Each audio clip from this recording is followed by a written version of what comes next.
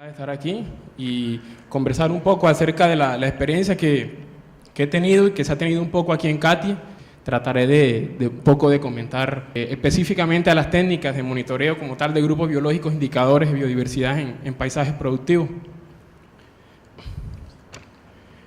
Y empezando a ver eso, tenemos que contextualizarnos un poco de cuál es el tipo de paisaje que tenemos aquí en Latinoamérica principalmente, que es lo que hemos trabajado, ¿cierto? Tenemos diferentes usos de suelo que son los que van a conformar ese mosaico del paisaje. Dependiendo de la zona de vida, vamos a tener diferentes tipos de áreas naturales, diferentes tipos de cobertura de bosque, que es como el ecosistema natural dominante de las áreas tropicales, ¿cierto? Y en donde se han tenido diferentes tipos de intervenciones para establecer diferentes tipos de sistemas productivos, ya sea ganaderos, agrícolas, sistemas agroforestales, sistemas ganaderos, ¿cierto? Y en cada uno de estos diferentes usos de suelo es necesario monitorear indicadores biológicos que nos permitan tener datos del estatus de conservación de biodiversidad que hay en esos paisajes, cómo se encuentra su estado actual y monitorearlo a futuro para también tener en cuenta no solo la importancia de conservar, sino también los bienes y servicios que ellos están prestando a los ecosistemas y a los sistemas productivos como tal. Entonces, en esa parte es importante tener en cuenta a qué escala se va a trabajar, ¿cierto? Entonces, porque dependiendo de esto, vamos a aplicar diferentes metodologías. Se puede trabajar en una escala, hay que tener en cuenta la escala espacial y la escala temporal a la que vamos a trabajar, ¿cierto? Para monitorear cualquier grupo biológico. En donde se trabaje a una escala espacial muy amplia, por muchos años, pero a una escala temporal local, que es el caso que se da en muchos estudios, ¿cierto? Entonces es importante tener en cuenta esto para poder mirar cuáles son los procesos que se van a evaluar y cuáles son las metodologías importantes que necesitamos utilizar para monitorear esos grupos biológicos, ¿cierto? Ahora, ¿cuáles grupos biológicos también monitorear? Estos son los principales grupos biológicos que más se recomiendan, mucho porque contemplan y contribuyen a diferentes indicadores de acuerdo a indicadores que han desarrollado autores que cumplen varios criterios en cuanto a descripción de procesos, descripción de calidad de hábitat, son sensibles a cambios en la estructura del paisaje, cambios o intervenciones, ¿cierto? Y principalmente se trabaja más que todo con aves, mamíferos, mariposas, son los que se recomiendan desde el punto de vista de artrópodos, hormigas, plantas y algo nuevo que se está incluyendo desde hace años, que es la diversidad funcional, que nos va a permitir monitorear los servicios ecosistémicos como tal que se están brindando y que se están dando y cómo se están alterando esto dentro tanto de los sistemas productivos como en las áreas naturales, ¿cierto? Entonces vamos a ver cómo se mide y cómo se monitorean esto aquí a nivel rápido. En el caso de aves, entonces es importante empezar con recopilación de información en el caso de aves. Es muy importante tener listados de grupos ya del listado de especies de la misma zona, de la región donde se piensa trabajar para conocer un poco y ondearse un poco en eso. Hay dos metodologías básicas que son los registros visuales auditivos que se basan en censo, estos primero, y estos de capturas con redes de niebla, que yo me imagino que ya algunos de ustedes que sé que trabajan en biodiversidad, algunos por ahí también trabajan con aves, ya las conocen, ¿cierto? Entonces, en los métodos de censo, básicamente de lo que más se ha tenido experiencia aquí en proyectos en CATI, en estudios de biodiversidad y lo de monitoreo, se implementan puntos de conteo. Es una de las metodologías más usadas y a nivel internacional en Colombia también se ha trabajado mucho en diferentes sistemas productivos y en áreas naturales. Entonces, esta metodología lo que consiste son en círculos de más o menos unos 25 metros de radio donde se cuentan y se registran todas las especies y los individuos dentro de ese que son detectados ya sea visualmente o por identificación auditiva, ¿cierto? Otra metodología que también se recomienda y se puede utilizar es el de transectos, no solamente hacer los conteos de las especies de aves en un círculo, sino a lo largo también de un transecto. Se puede utilizar transectos recomendados de mínimo de 200 metros o incluso transectos de 500 o 1 kilómetro, dependiendo del diseño que se establezca dentro del área en que se esté trabajando, ¿cierto? Y en el cual estas dos metodologías nos van a permitir tener datos de la riqueza y la abundancia de especies dentro de cada uno de los sistemas. Es importante entonces aquí no solo conocer cómo se hace el conteo en el campo, sino el diseño que se tiene que establecer para el paisaje que estemos trabajando. Esa es la parte importante aquí, y para el monitoreo también.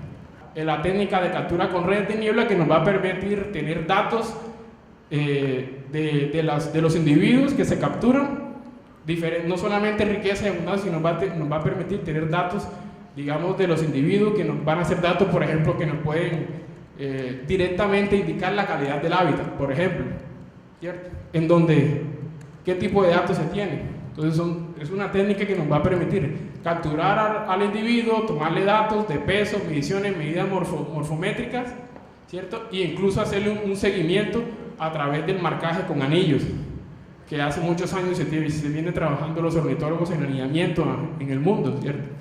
Otro grupo importante entonces son los mamíferos, en donde hay varias metodologías también, pero la más usada tenemos metodologías de captura, como por ejemplo diferentes tipos de trampas, y se van a aplicar dependiendo del tipo de mamífero que sea, si es un mamífero terrestre o si es un mamífero volador, en el caso de los murciélagos. Y hay unas metodologías que son como métodos indirectos como tal, como por ejemplo los registros de huellas. Los registros de huellas, rastros, otro tipo de rastros como pelos o marcas que dejan los mamíferos en algunas zonas donde se identifique o donde se está haciendo los muestreos.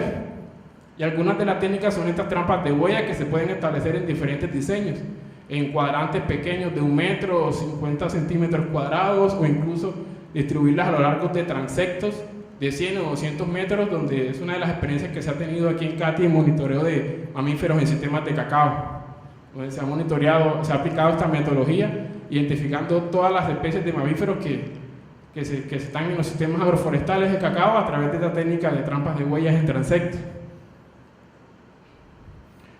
Y métodos directos que serían como tal ya, por ejemplo, en el caso de mamíferos terrestres, serían este tipo de trampas Sherman o Tomahawk, que yo sé que ya tal vez ya las conocen, la cual permite tener la captura del individuo y poderle tomar datos adicionales, aparte también de la riqueza y la abundancia de las especies, que siempre es un dato que debe de ir siempre en los planes de monitoreo, ¿cierto? En el caso de los mamíferos voladores se aplica también la metodología de redes de niebla, las mismas redes que se utilizan para aves, se pueden utilizar para capturas de mamíferos. Entonces esto nos va a tener para murciélagos principalmente, que es un grupo biológico en cuanto a mamíferos muy importante, sobre todo en sistemas productivos, porque digamos tienen unos gremios ecológicos muy complejos y que participan en muchos procesos de polinización, dispersión de semillas, predación, ¿cierto? Inclusive la transmisión de enfermedades, que también es algo importante. Y por ejemplo a los ganaderos, que siempre les está interesando mucho, y los murciélagos, porque siempre los están viendo como un enemigo del sistema productivo ganadero. Y en el caso de los artrópodos es bien importante porque es un grupo biológico muy amplio y muy diverso. Es el grupo animal más diverso que existe, ¿cierto? Entonces hay que también tener en cuenta cuáles son los grupos indicadores aquí que nos sirven para monitorear. Eso va a depender del tipo de hábitat que nosotros vayamos a monitorear, qué tipo de sistema productivo es y las escalas espaciales y temporales que ya mencionamos, ¿cierto? Se tiene mucha experiencia en el caso de escarabajos coprófagos, en el caso de sistemas ganaderos, por ejemplo, sistemas agroforestales, que se quiere evidenciar el aporte a conservación que están haciendo, por ejemplo, para mamíferos grandes. Estos son un indicador importante porque están muy asociados a los escarabajos coprófagos, que no sé si los conocen, me imagino que sí, que son los que se alimentan del estiércol de los animales. Entonces ellos están muy asociados, su presencia, y dependiendo qué tipo de especies hay, la composición de especies que se presentan en determinado sistema, a las especies de mamíferos que están presentes ahí. Y hay diferentes metodologías para caracterizarlo, principalmente lo que más se utiliza son este tipo de trampas, que se conocen como trampas pitfall o trampas de caída con atrayente, en lo cual simplemente se coloca un cebo aquí, que sería un estiércol, ya sea algún tipo de animal. El que más se usa es el de cerdo. Entonces eso va a depender del diseño que se establezca, y aquí es donde simplemente es un recipiente, puede ser un vaso desechable con agua y un poco de jabón, para poder, donde van a caer los animales que llegan aquí a alimentarse del estiércol, caen aquí y ahí quedan capturados, y ya de ahí se van a tratar de identificar los artrópodos hasta el nivel más bajo posible. Entonces hasta ahora algunas de estas metodologías que les he hablado nos permiten más que todo llegar a describir un poco lo que es composición y estructura, que tiene que ver con niveles taxonómicos. Es decir, procesos que se dan en estos paisajes productivos a nivel estructural.